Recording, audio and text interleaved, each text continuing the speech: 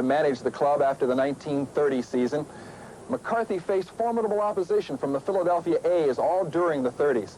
In 1932, the Yankees won the series, then finished second for 3 consecutive years before beginning to streak in 1936. By then, Babe Ruth was no longer wearing the pinstripes, but a graceful rookie center fielder from San Francisco was. His name, Joe DiMaggio. 1936 was my rookie year, and in leaving for training camp with Tony Lazzari and Frank Crissetti, we drove cross country.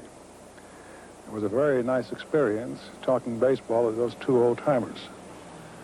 And the thing I remember is when we got to spring training, and I met Joe McCarthy for the first time, and it was Tony Lazzari who brought me along and introduced me to all the other fellows. They were so wonderful and so open.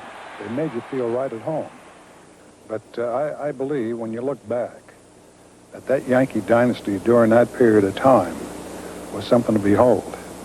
Gerhig had some fantastic years. Bill Dickey had some great years. But he certainly was one of the great catchers of all time. As a matter of fact, in my opinion, he was the greatest catcher. From 1936 to 39, the Yankees were the best.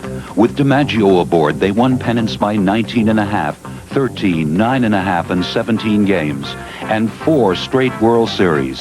Veterans like Crissetti, Lazzari, and Gerhig, pitchers like Red Ruffing and Lefty Gomez, and talented youngsters coming up fast formed the perfect team. In 1939, Lou Gehrig was forced to sit down due to an incurable disease, but the Yankees still won easily. Gehrig's farewell was an emotional moment. The Iron Horse had played every game for 14 years, 2,130 games, and baseball would never forget.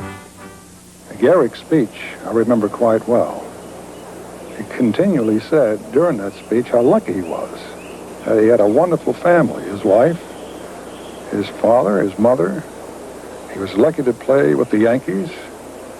He was also lucky to have such teammates as we were.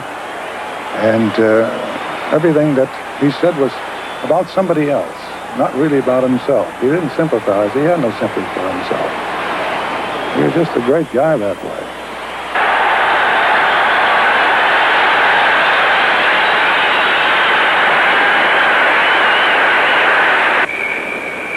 Today, I consider myself the luckiest man on the face of the earth.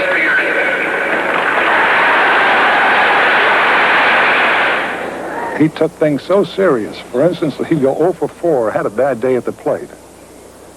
He felt responsible if we should have lost that game that he didn't get a base hit during one of those times with a man on base. That's how serious he was about the game, and that's how good a leader he was with the team. That's why I think why we went on to win so many pennants, because we looked up to Gerhig. In the 39 World Series, the Yankees swept the Cincinnati Reds. It was a series remembered for catcher Ernie Lombardi's big snooze at home in Game 4. The score was tied in the 10th when DiMaggio singled and kept going. Art Fletcher, who was a third base coach, was trying to hold me up frantically, but I could see what was going on at home plate. And I just whizzed right by him, and just because there was Lombardi laying right there, right by the ball at home plate, but he was spread out. And he seemed like to be knocked out. It was because Charlie Keller, in trying to score, instead of sliding, he went in standing up and he hit Lombardi in the side of the head accidentally. So I could see everything that was happening, but at the time as I was getting so close to the plate, he had wakened, and he grabbed the ball and put it right on top of home plate, and I was fortunate enough to put my foot right over the ball and tag the plate on the other side. New York dropped to third in 1940, but moved back up in 41 despite lagging badly in May, losing 7 of 9 during one stretch. Surely, said the writers, the Yankees could get more offense out of that powerful outfield of Charlie Keller, Tommy Henrich, and Joe DiMaggio. And they did. 1941, that's a memorable year, yes. That, of course, was the year that I hit in the 56 consecutive games. But it certainly was something that I was quite proud of, and I was very happy to continue on, because not only did my streak continue, but we went on to go on a winning streak and put us in a good position to wind up winning the pennant in the World Series that year. 1941 was Joe DiMaggio's year. Much the same as 1927 belonged to Babe Ruth. This despite the fact that Ted Williams batted .406. The Yankees won 41 games during Joe's 56-game streak. DiMaggio won the MVP, but cherished perhaps more a silver humidor awarded privately by his teammates. That had to be one of the great thrills. I don't talk about it too very much, but it was, certainly was. And I still have that beautiful silver humidor with all the inscribed names right on it by their own handwriting. And it's right there in full view, although I don't smoke or anything like that. It's a beautiful piece to look at and admire, and I do look at it every so often, look at the names. And I still think as one of the nicest days of my life. The 41 series featured an unforgettable twist. Joe McCarthy met Leo DeRocher's Brooklyn Dodgers in a Subway series, which produced tremendous anticipation. The Bambino himself couldn't have guessed the unlikely ending of Game 4. Brooklyn trailed 2-1, but in the ninth needed only one more strike to even the series. On the mound, Hugh Casey in relief. He was known every so often to load the ball up. By that I mean would throw a spitball, and on some occasions, then this was really a spot for him to do it.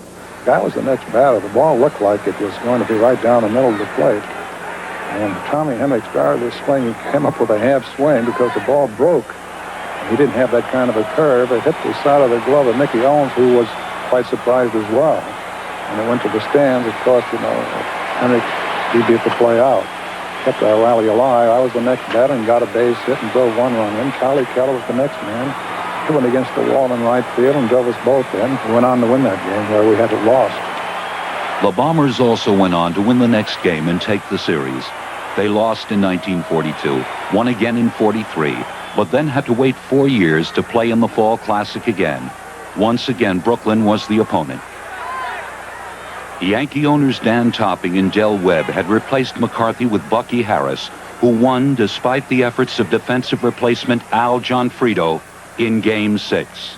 I remember Al Gianfrido. He played left field the day I hit that ball in the 6th inning against Joe Hatton, which apparently looked like it was going out of the ballpark. And for some reason, Gianfrido kept backing up, and wound up catching the ball right by the gate and made a wonderful catch. I thought it had been out of the ballpark. And as I got close to second base, I realized when these ball players were running off the field that ball was caught. So in my disgust, I kicked the dirt and said a few extra words. It's a good thing there were no microphones around at the time. Even though the Yankees won the pennant in 1947, many